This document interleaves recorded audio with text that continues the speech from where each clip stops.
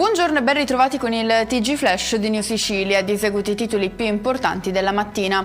La spiaggia di Mondello torna temporaneamente alla società italo-belga dopo la decisione del Consiglio di Giustizia Amministrativa che ha sospeso la revoca disposta dalla Regione siciliana. Per l'ultima parola sulla vicenda però bisognerà attendere il mese di settembre.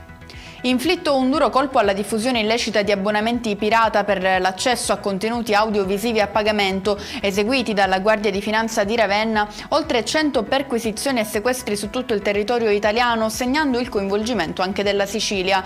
Al centro dell'inchiesta un'app denominata CinemaGol, installata sui dispositivi degli utenti per decriptare contenuti protetti.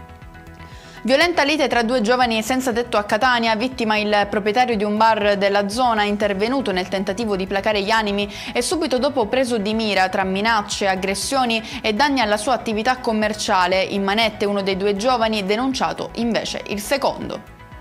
Palermo ha i suoi problemi, ma non è una città difficile, a dirlo è il prefetto Massimo Mariani, a margine di un evento sul tema della legalità nel capoluogo siciliano. Con la magistratura e le forze dell'ordine siamo impegnati a migliorare, ma ognuno deve fare il proprio ruolo, ha concluso così.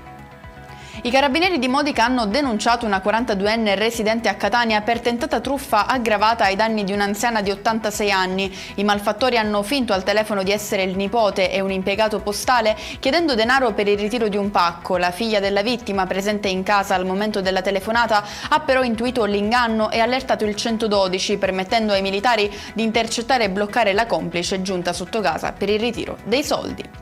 E con questo è tutto, prossimo appuntamento stasera alle 19:30. Grazie per averci seguito, buon proseguimento di giornata.